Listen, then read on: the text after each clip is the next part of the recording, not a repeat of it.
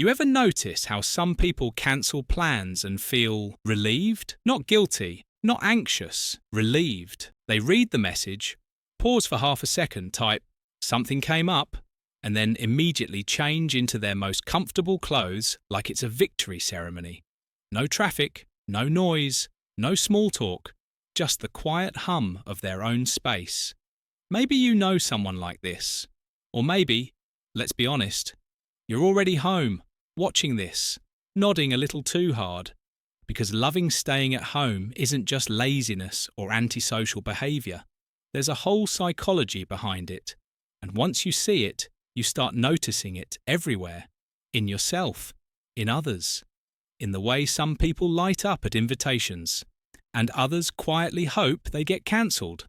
So let's talk about the psychology of people who love staying at home, not as a flaw, not as a stereotype, but as a pattern, a mindset, a very human response to the world. There's one type that people often misunderstand right away. This is the person who stays home not because they hate people, but because the outside world is loud. Imagine someone who walks into a cafe and immediately notices everything. The clinking cups, the overlapping conversations, the barista shouting names, the music that's just a little too loud. Their brain doesn't filter it out. It absorbs it all. So when they get home, it's not boredom they feel, it's relief. Psychologically, this is about sensory processing. Some brains take in more stimulation than others.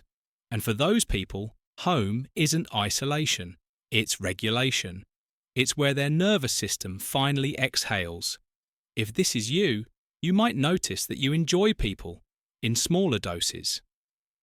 You're not antisocial, you're selectively social. Then there's another type. This one's subtle, quiet, easy to miss. This person stays home because home is where they're most themselves. Out in the world, they're on. They perform a version of themselves that fits the room. The jokes are slightly adjusted, the opinions are slightly softened. The reactions are slightly delayed while they calculate what's appropriate.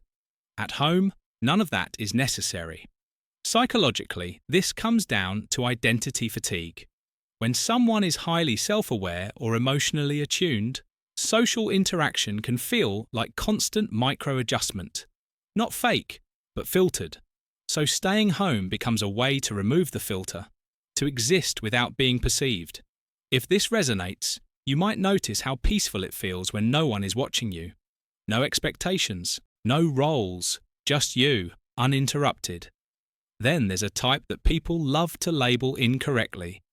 This is the person who loves staying home, not because they lack ambition, but because they have rich inner worlds.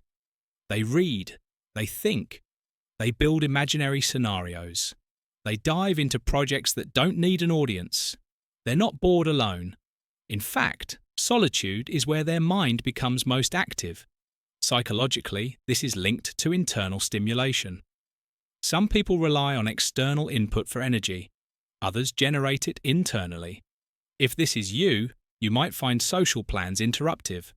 Not because you dislike people, but because you were already somewhere interesting in your head. Then there's a type that often doesn't realize what they're doing. This person stays home because home feels emotionally safe. The outside world carries unpredictability, social tension, awkward moments, the risk of rejection, the possibility of being misunderstood. At home, the rules are known. The environment is controlled. The emotional temperature is stable. Psychologically, this is about emotional self-protection, not fear, but preference. The brain learns where it feels most at ease and gently guides behaviour in that direction.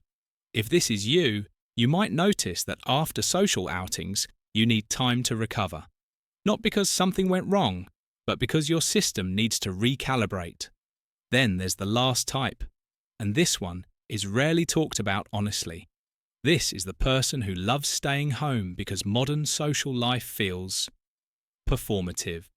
The constant documenting, the pressure to be interesting, the unspoken competition of who's doing more, travelling more, living more, Home becomes a quiet rebellion.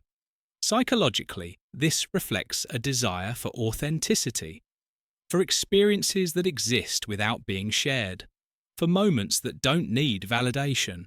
If this is you, you might feel oddly resistant to going out just to go out. You're not avoiding life. You're choosing a different rhythm. Now here's the twist. Loving staying at home isn't one thing, it's many things. And most people are a blend of these types. You might crave solitude for regulation, authenticity, creativity, safety, and autonomy, all at once.